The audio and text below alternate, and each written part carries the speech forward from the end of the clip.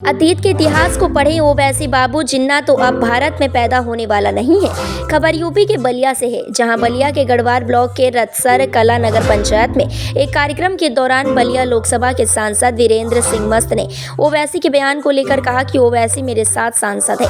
उनकी बेचैनी है कि हम मुसलमान के सबसे बड़े नेता हो जाएं। 500 साल तक मुगल शासन किए हैं, हजारों साल पहले त्रेता युग में राम शासन किए हैं, कृष्ण शासन किए हैं। हम तो भी यह कह सकते हैं मुगल शासन के पहले हम लोगों ने भी शासन किया है। ओवैसी को मैं बताऊंगा कि अतीत के इतिहास को पढ़ लो। इस देश में इसी तरह के लोग, मोहम्मद जिन्ना जैसे पढ़े लिखे लोग ऐसे ही हुए तो देश बांटने लगे। उनको लगा कि पाकिस्तान बढ़ जाएगा तो मेरी हुकूमत बनेगी। पाकिस्तान में क्या हुआ मोहम्मद अली जिन्ना का उनके घर के लोग जानते हैं और उनके खानदान के लोग जानते हैं। पाकिस्तान बांटने के बाद भी भारत में उससे ज़्यादा मुसलमान रह गए। इस तरह की बंटवारे की भारत में करते हैं तो वह देश के लिए नुकसान करते हैं, अपने लिए भी नुकसान करते हैं। 500 साल से ज़्यादा के मुसलमान तो नहीं, मुसलमान तो अब जब बने हिंदुस्तान में वो तब्दील होकर बने हैं। इसके पहले तो हिंदू थे, वो को हिंदू से मुसलमान बने हैं। तो उनके मन में जो बहुत से ऐसे मुसलमान हैं जिनको राम से श्रद्धा है, कृष्ण जी से श्रद्धा है, शंकर जी से श्रद्धा है। ओवैसी अगर अकेले मुसलमान के नेता बनने के लिए व्याकुल होंगे तो मैं सांसद से में मिलूंगा तो फ़ोन से बात करूंगा कि और बोल दूंगा कि ऐसा काम मत करो। बाबू जिन्ना तो अब भारत में पैदा होने वाला नहीं है। मुसलमानों से अपील पर कहा कि प्रधानमंत्री अपील कर दिए हैं और उस संबंध में मुसलमानों से मेरी भी अपील है, उसमें संबंध है। असदुद्दीन ओवैसी का एक बयान आया है कि जहां एक तरफ 22 जनवरी को पूरे भारतवर्ष में देव दिवाली मनाया जा रहा है, मंदिरों में दीपक जलाया जा रहा है, वही इस दौरान उनका एक बयान आया कि जहां हम तक 500 सालों तक जिसमें जहां हम लोग राज्य के नमाज पढ़े वहां अब मंदिर बन रहा है। इस तरह की बातें देखकर क्या नौजवानों तुम लोगों के अंदर खून नहीं खोलता? इस तरह के बयान वो मुसलमानों और नौजवानों से किस रूप में देखते हो, क्या कहेंगे आप? ओवैसी मेरे साथ सांसद है। अब उनको बेचैनी है कि हम मुसलमान के सबसे बड़े नेता हो जाए। 500 साल तक मुगल शासन किए हैं, हजारों साल उसके पहले त्रेता में राम शासन किए हैं, कृष्ण शासन किए हैं। तो हम तो भी ये कह सकते हैं कि हजारों साल पहले मुगल शासन के पहले हम लोगों ने शासन किया है।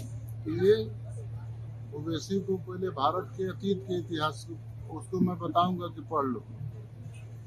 और इस देश में हमेशा इसी तरह के लोग, मोहम्मद अली जिन्ना जैसे पढ़े लिखे लोग ऐसे ही हुए तो देश बांटने लगे। उनको लगा कि पाकिस्तान बन जाएगा तो मेरी हुकूमत बनेगी।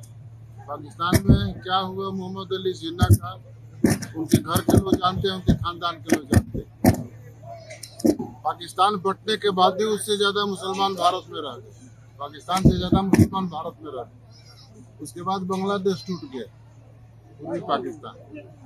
इस तरह की बंटवारे की बात भारत में कोई भी करते हैं वो देश के लिए नुकसान करते हैं और अपना भी नुकसान करते हैं। 22 जनवरी को पूरा देश दिवाली मनाएगा, हर मंदिरों में दीपक जलाया जाएगा और इस दौरान इस तरह का ओवैसी का बयान, क्या भारत के मुसलमानों या नौजवानों से क्या अपील करना चाहेंगे कि वो भी 22 जनवरी के दिन वो भी दीपक जलाए, मस्जिदों में या एक खुशी मनाए, दिवाली मनाए? क्या अपील करना चाहेंगे आप भारत के मुसलमानों से 22 जनवरी के दिन? ये देश मर्यादा पुरुषोत्तम राम के मर्यादा, कृष्ण के विवेक और शंकर के त्याग के समन्वय का ये देश।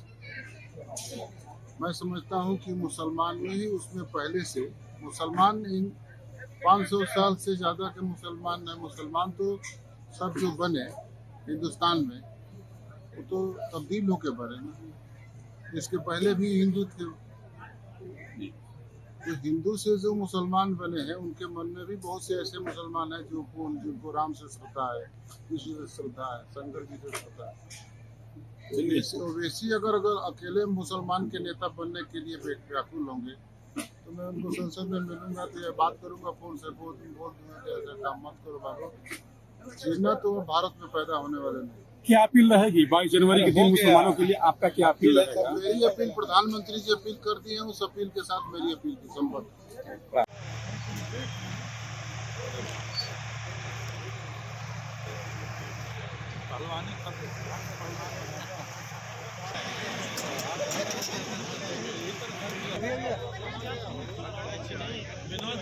प्रमुख जी बताइए कैसे क्या है? प्रमुख जी आप उधर जाइए।